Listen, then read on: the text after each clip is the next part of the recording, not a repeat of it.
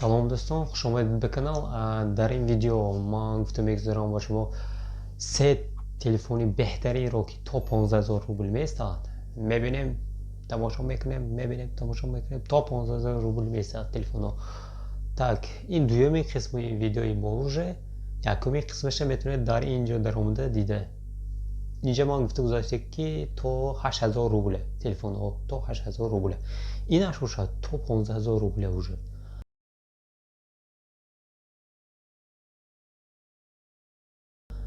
Так, якумин телефони мо чизе инҷа се телефонаи. Якумин телефони мои Техно Power 2, дуюмаш Poco M3 Pro, сеюмаш Redmi 9T. Диданро сар мекунем аз Poco M3 Pro.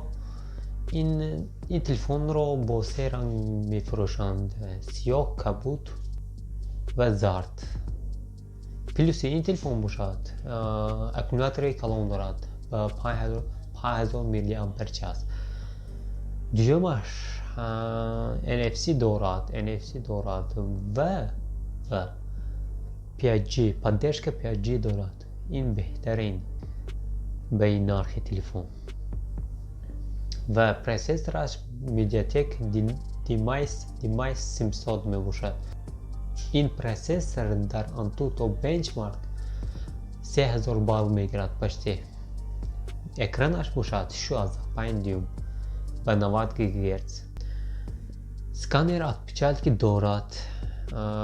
комплектацияш бошад блок питания, бистрая зарядка ва чехол дорад плюсаш. дуюмин телефони мо бошад агар ин смартфон Redmi 9T. ин бо 4 ранг фурӯхта мешавад. 4 ранг. ин кабуд, сабз, зард ва сиёҳ. плюс ин смартфон ин ширакаугольни камера дорад. ва батарея ба 6000 мАч мебошад. ин қариб 2 рӯз мерасад. ва бо NFC дорад. процессораш бошад Kiva Mediatek маъқул не. ин процессори ин Snapdragon 662. ин процессор беҳтарин ба ин нархи телефон ки мо хато намекунем. сеюмин телефони мо бошад ин Techno Power 2. ин бренд инқадар ҳам шинохта нест, барои ҳамин камтар арзон фурӯхта мешавад, лекин беҳтарин телефонҳоро мебарорад. плюси ин смартфон бошад агар ин экрани телефон беҳтарин. размераш 6,95 дюйм. ин как мини планшет ки мо хато намекунем.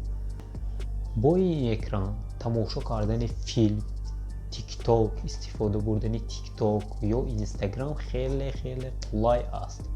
ин смартфон ҳам NFC дорад ва батареяш ба 7000 мАч.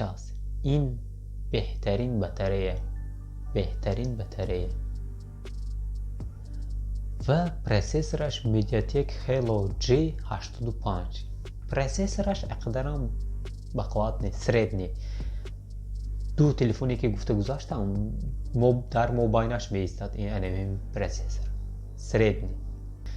ҳамин буд се телефонҳое ки то 15000 меистад. беҳтарин телефонҳое ки то 15000 меистад. хайр, саломат бошед.